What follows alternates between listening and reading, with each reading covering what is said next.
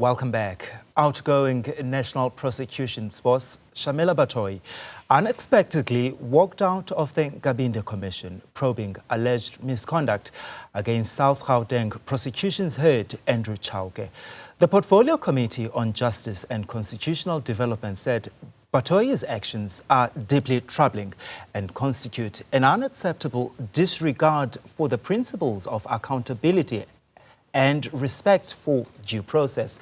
Security strategist Andy Mashaile joins us now live. Thank you so much for your time, Andy. I can recall when Shamila Batohi was appointed to the role in December 2018. Political parties at the time welcomed this appointment, right? As she was seen as the person who would restore confidence in the NPA. Has she been able to do this?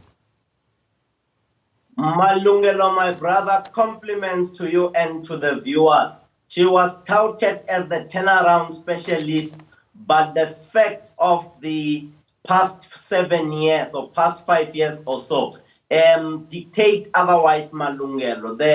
The last parting shot that speaks not so well about her or unkind about her is the walkout out of the commission that she requested that it be established in order to prove that there are people who are misbehaving within her own organization. And the walking out says the boss does not have control over the situation, let alone the emotions, let alone the process in the last 7 years.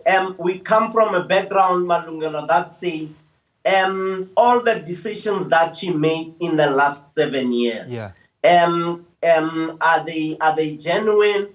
Can we ask that all the decisions be reviewed? And if you say why, we will put it to you, Malungelo, that having had not been able to show that she is in control of the process with regard to responding to the questions, says otherwise about her. For you and I who were really beginning to have confidence in the NPA, the things that come out knock the confidence, wind out of our sails of justice, Malungelo. Andy, why do you think she struggled to turn around the NPA or to restore confidence in the NPA? A number of factors come into play, Malungelo. One, you still have some of the rogue people working with criminals within the office. I'm trying to say the NPA itself has been a compromised institution.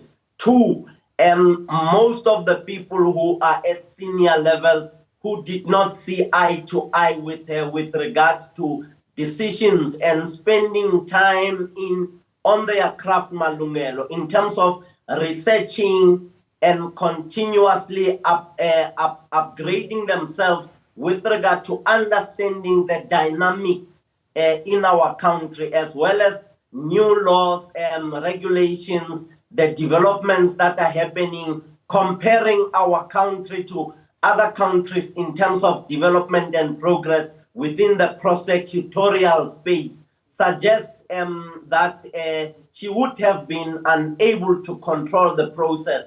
Also, key and critical would be the poisoned chalice that she was drinking from as a leader in that space. Remember that not all of the prosecutors and national directors of public prosecutions concluded their term successfully. Most of them were removed, and she had to deal with some of those issues from a mandate that would have been completely different from what the public wants and what the political masters want, or what the authorities would be looking for from her.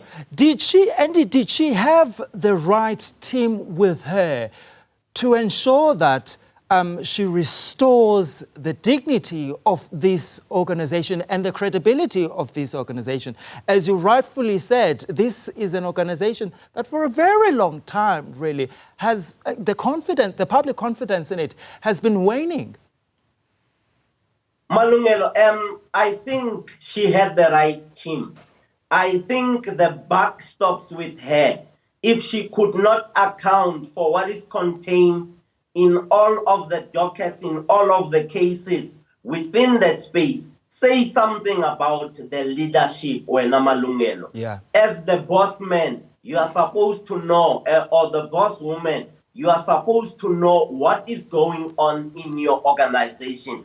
Are you having the required or the requisite technology that will tell you, Malungelo, from a dashboard point of view, at what speed this car of justice is driving? At what speed do you see the red light that says this car of justice needs to be serviced? This car of justice needs a change of oil. And many of those things that we normally see, Malungelo, on the dashboard of the cars that we drive. Having had not done that exercise or familiarized herself with that exercise, we see a situation where you have to walk out, Malungelo. Even if I was in her shoes, I would have walked out given my knowledge or given the little bit of information that I would be possessing. I mean, Malungelo, it's not nice to face Nkabinde. Nkabinde is a heavyweight. And you saw the kind of questions, the grilling that Nkabinde put on the table. And we must salute him for doing what is expected by the people of this country. These are the people who are supposed to be, Abon Nkabinde are the people, some of the people who can help this country run smoothly. One of the major criticism, though, has been on the prosecution of state capture cases. Do you think she's been able, at least, to make inroads there? There's an argument that she has completely failed. Malungelo, out of 10 cases, I have seen only 1 or 2, which would constitute between 20 and 10%. 8 of those cases, for the want of a better description, we don't know what has happened. And these are some of the things that makes South Africans lose heart in any commission that gets established. As a matter of fact, Malungelo, you see people when a commission has been established, including the Madlanga Commission, Malungelo, people have been saying to me, Andy and your friends in the news space, you are just talking about this thing. After a report has been submitted, nothing is going to happen. And cases like the Zondo Commission prosecutions are then used as facts in the argument of those who confront us with regards to the successes of the NPA from prosecuting those who have been identified in the state capture report. Remember, people are saying 1 billion was spent on the Zondo Commission, but the report was written and on a piece of tissue which has gone down the drain as that 1 billion. So the NPA did not instill confidence. Did we expect that they should run very quick and people should be prosecuted? We are saying yes, albeit that the resources would not stand the time. We were supposed to have listened to communication coming from the NDPP's office to say, this is where we are, these are the next steps that you are going to take. In the next year or so, we will be prosecuting 10 to 100 to 1,000 cases. I'm just making examples. We didn't hear that. There was absence of communication, and that killed confidence in our people. Of course, Andy, you've already touched on this, and the issue of her refusing really to continue her testimony in the Nkabinde inquiry. This was seen by many as a disregard for procedural authority. Does this impact her legacy?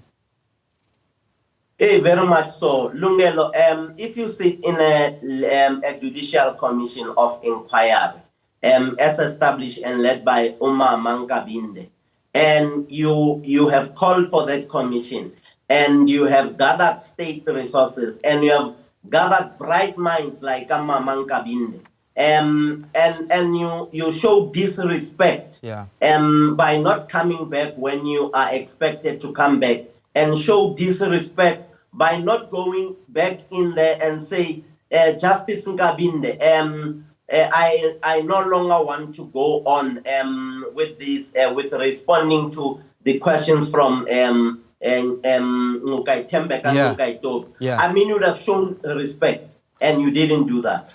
Does she leave the NPA less or more vulnerable to political influence? I mean, this is something that in the past, the NPA was known for. There was the issue of political influence. Does she leave it more vulnerable or not? Honestly, Malungelo, my assessment would be informed by the facts. The facts suggest yes to your question. More vulnerable to